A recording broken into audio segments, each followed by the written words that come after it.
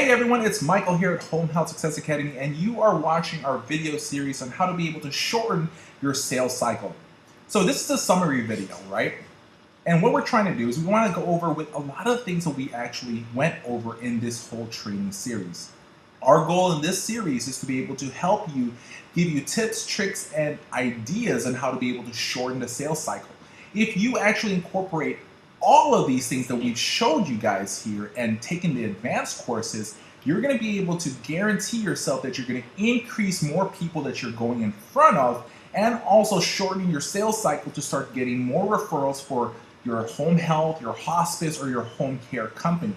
So let's go over some of the things that we went through and try to put some main emphasis on a lot of the information that we gave you guys, all right? So when you're doing your whole sales process and now you're in your sales cycle, you need to be able to make sure you handle your objections. What are the objections that you're going to be facing? Okay, so we told you guys, write down all the typical objections that you've been facing, that you've been having difficulty with, and start having a plan to be able to know how to be able to respond to those. A lot of novices in home health marketing is the moment they actually get an objection, they also all of a sudden go into a spit mode where they try to give all these information. They do a product dump, as they may say, to try to see, let me just squeeze this in. Or they'll say something like, if somebody says we already are working with an agency, well, here's our flyers, here's our information, here's our folder, if you even have a folder. If you have any patients, just give us a call. Please give us a try. I just want one patient. Then you become a needy person. Okay, so you don't want to do that. You need to be able to handle these objections that you're going to face, because you are going to get it. Every person you go after is already referring to another agency. But guess what? Before they were referring to that agency, they were referring to another agency also. So the question is, how do you make them convert to you guys? And knowing how to get past these objections is one of the most important things that you guys can actually do. We offer a full training series just on objection handling itself, where we give you over 100 different objections you're going to be facing and how to be able to answer those. But have your top 10 objections that you're facing. The next thing is, what are your objections that you've been saying and creating and putting in your mind, saying this is an always thing, and why you don't want to approach a potential referral sources? These are where you start thinking that they're already referring to another agency. Guess what they are? Or they're going to say they're not going to refer to us because they are already working with a hospital that has their own home health agency. Remember, being number 2, being number 3 choice is better than 0. Okay, so make sure that you actually go and market yourself out there and see what happens. A lot of home health agencies that are run by hospitals are some of the worst agencies out there, right? Because they're so big that they are not able to fully identify, fully take care of the patients fully, and actually give them what they actually need. So you guys need to be mindful about these things as well. The next thing is qualified profile. Are you profiling the clients before you actually walk in? Are you qualifying them? If they are a SNF, a rehab facility, how many beds do they have? How many Medicare beds do they have? What are the typical type of clients that they're working with? And are these clients the ones that you guys want? If you're qualifying a physician, are they a cardiologist? Are they a general practitioner? Right? Find out more details about them. Also profile them, right? So remember, there are these shows, CSI, for example, or you have your, Law and Order. All these things, they create a profile of a patient, of a what they call a subject. And what they want to do is they want to be able to know, to be able to kind of figure out how they make their decisions. This is something that you guys need to have. Yes, it's very stalkerish kind of, but this is what we need to do. We need to profile them. We need to look into their LinkedIn. Who are they knowing that we know? You must look at their Facebook pages. You're not going to tell them that you looked at their Facebook page, but these are little places that you can go to start figuring out who they are, what makes them tick, what makes them make decisions. You might as well know a little bit more about them than trying to find out those little things when you actually meet them for the very first time. No-shows, for example. We went to that video, no-shows. How can you assure that when you have a meeting with someone that you're actually able to create that meeting? They're actually going to show up. How can you ask the certain questions, the little hard questions, to make sure that they will show up for that meeting? Because guess what? If you have a meeting, if you have an appointment, you have a 70% more chance in closing someone with an appointment than with somebody that you actually are walking in cold. So make sure that you know how to be able to set up appointments. Decision maker video, that is a very important information, because guess what? In a hospital, in a physician office, the physician may refer, may write down that a patient needs home health, but they are not the one choosing which home health to call. That might be the office manager, that might be the biller, that might be that one person that does everything in the office. The physician's job, his feeling is he needs to see as much patients as he can so he can make more money. So sometimes if a patient needs home health services, he's going to write that, but he is not the one that's going to say which home health to choose. Okay? So it's not always the same exact thing. In a nursing home, a skilled nursing facility, it's not always the administrator, it's not always the social worker, it's not always the therapy manager. It can be the DON as well. So, or even the ADON. You need to be able to find these things and figure these things out. Before you walk into these facilities, you must have the name of the administrator. You must have the name of the DON, the name of the social worker. These things are a 3-minute, 5-minute phone call that you can make in the weekends to be able to plan ahead for your targets. Profile them, qualify them. It's going to increase the chance and lesser chance of having to do discoverability when you actually walk in having that meeting or having that cold entry. The next thing is the decision maker. Once again, decision maker is so much important. If you're presenting to a social worker, you need to ask the question. This is one of those hard closed questions. This is a technique you must understand. Other than yourself, is there anybody else that needs to be in this presentation who's going to be making the decision when we refer patients to our agency coming from you guys?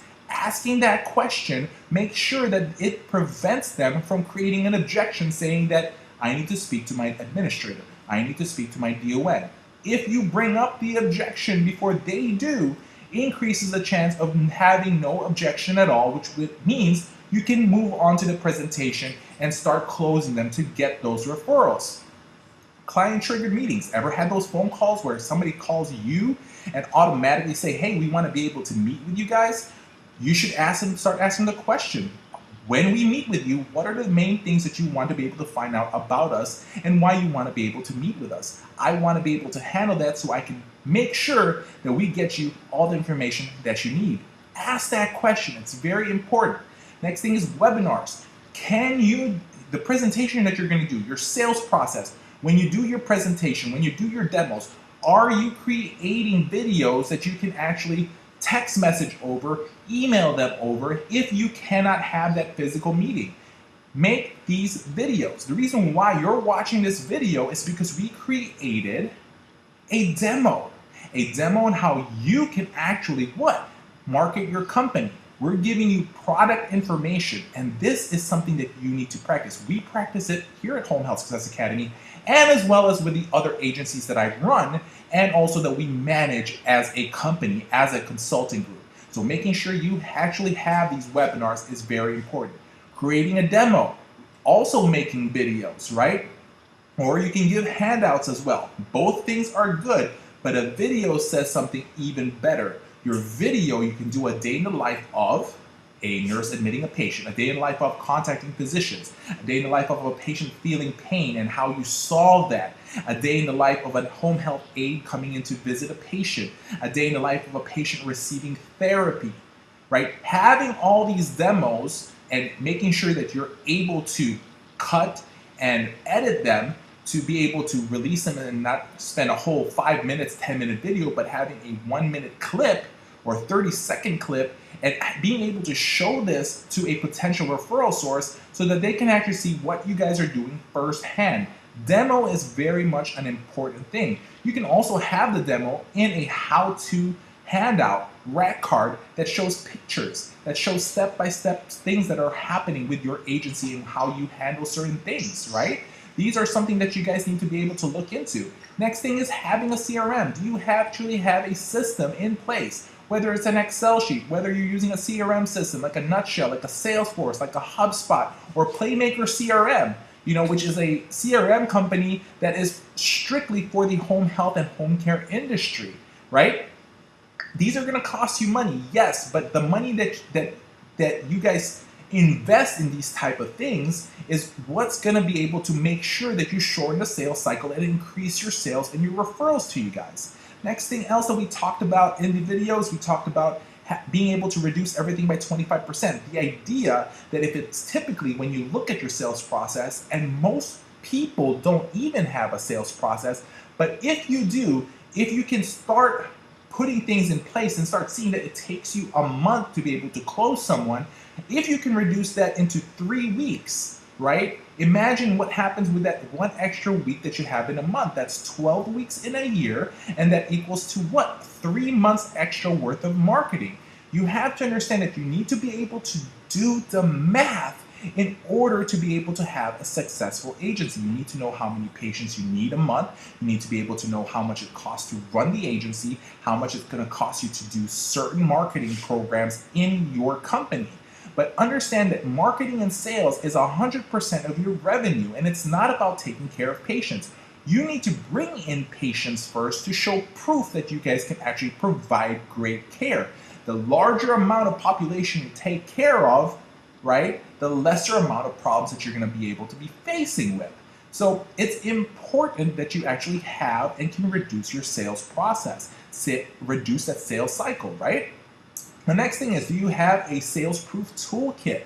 You know, these are your videos, these are video testimonials, written testimonials, things that you can actually show proof on what you guys have done. You need to be able to make sure that you do a follow-up with your clients to figure out what they liked about your services, what they did not like, so you can improve that, but you can actually use what they liked, what they enjoyed, and put that into a presentation that shows proof that you guys actually give quality care. The next thing is, you have your Medicare.gov. It's going to be able to show you guys what really services, and if you guys are doing what you're supposed to be doing, just the basics.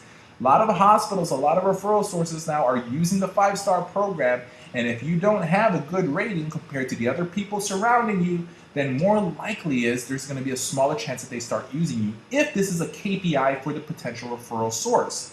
Next thing is follow-up. We have a whole series about the follow-up system, the follow-up program, on how to be able to follow up.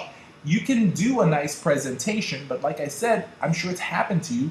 You did a presentation, somebody said that they're going to use your services, then a month, 2 months, 3 months later, no referrals are coming in at all. The problem with that is your follow-up, right? Now you could have a problem in your presentation or how you handled it. You never really did the features, benefits, and advantages. You never really did a good demo. You never really did a good presentation, and they just really wanted to get you out, so they said, we're going to start referring to you the next patient that comes in. If you know how to be able to close, to be able to look at these different objections and handle it, you're going to be able to remove those problems right there. But the follow-up, which once again is its own video training series where we tell you how to follow up a new lead, a B lead, and a C lead, right? You must have different follow-up systems, different follow-up programs for each type of referral source on what area they are in. If they are a new referral source, so they actually refer to you, that go into your B category. If they've been referring an average of 3 or more a month, that goes into your C category. What is your follow-up system? All of these things put in place, if you actually follow it, it's gonna increase your referrals. It's gonna increase your census, guaranteed. You must have a follow-up process. You must have a sales process. You must have, your whole sales cycle reduced, right? If you're not able to do this, that's where you're going to start having problems. That's why you can't fully measure what's going on with your company. Like I said, 100% of your sales and your marketing equals the total revenue of what your company is going to make in a year. So you need to make sure that you actually invest in this, that you're actually practicing, drilling, and rehearsing with your marketers. If you're a marketer, you need to practice, drill, and rehearse yourself before you walk in. Get yourself ready. All of these things must happen. Basketball players don't just play around during practice and then they all of a sudden go out there and play the game. No, they practice. They have what we call plays. They have scenarios that can happen. And they also can adjust themselves during the game as well. And that's what you need to do as a great marketer, as a great company with a great marketing and sales process. So once again, shortening your sales cycle is something that you guys must do. This is Michael Echeverria with Home Health Success Academy, and our job is to help you increase your clients, increase your referral sources, and creating a successful agency. And always know home health marketing is easy when you know what you're doing.